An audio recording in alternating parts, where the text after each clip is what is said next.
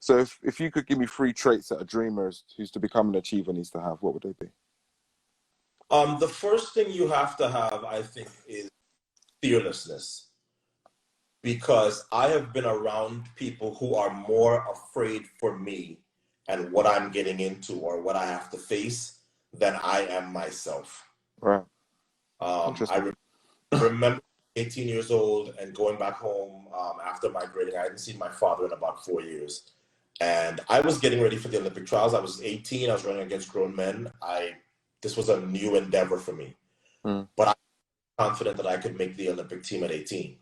And I remember my father being, obviously trying to hide it, but he was so scared for me. So you have to have a fearlessness that's above and beyond what is normal, because there are times that you are going to be getting ready to do something that I don't want to say regular people, but for a lot of other people, it would literally scare them into inaction, or it would freeze them.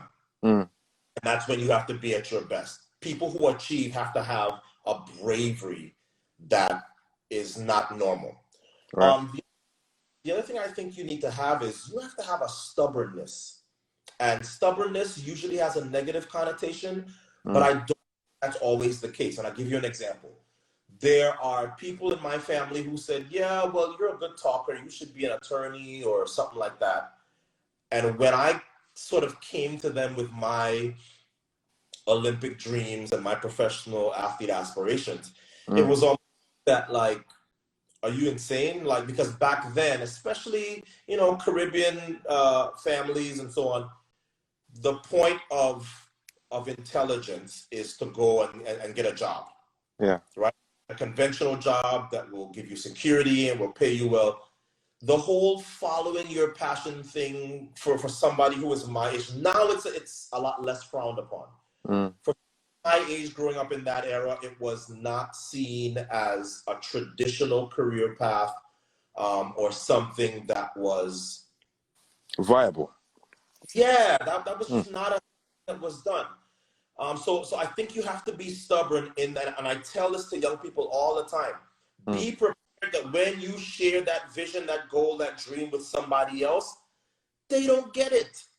Because so many of them come to me and they go, man, my father didn't encourage me, or my mother is not supporting me the way I think. And I go, I know that's your mother or your father, but it's your dream. It's not theirs. And maybe they can't see it for you.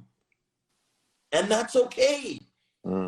If you want to achieve it, then I'm sorry, but your mother, your father, your uncle, your sister, your brother, you kind of have to overcome their not being able to see it.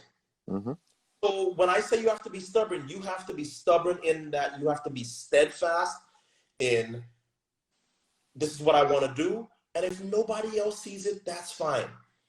And that brings me to my third point, and that is, you have to sort of see it before anybody else sees it, even if anybody else doesn't see it. My ability to dream and to envision things before they happen